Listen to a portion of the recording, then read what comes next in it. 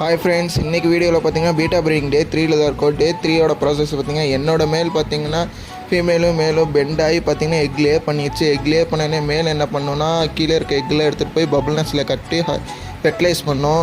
எனக்கு நல்லாவே மேல் பண்ணிகிட்டே இருந்துச்சு. அதுக்கப்புறம் ஃபீமேல் பார்த்தீங்கன்னா அடின்னு அடித்து ஒரு ஓரமாக தள்ளி விட்டுருச்சு. அந்த ஃபீமேல் அப்படியே பொறுமையாக ஒரு இதில் எடுத்துட்டேன் வலையில். நீங்களும் அதே மாதிரி பொறுமையாக எடுங்க, பபுள் நெஸ்ட் கலைஞ்சிட வேணாம். ஃபீமேல் எடுத்து விட்டதுக்கப்புறம் ஃபீமேல் என்ன பண்ணுறீங்கன்னா ஒரு தனியாக நல்லா பெரிய டப்பில் விடுங்க. ஒரு சின்ன டேங்க்கில் மறுபடியும் வச்சு ஸ்ட்ரெஸ் கொடுக்காதீங்க. ஒரு பெரிய டப்பில் விடுங்க. நான் என்ன பண்ணியிருந்தேன்னா கப்பீஸ் டப் செட் பண்ணியிருந்தாலும் அதில் கொண்டு போய் தான் நான் ஃபீமேலை விட்டு கொஞ்சோண்டு ஃபுட்டு போட்டேன்.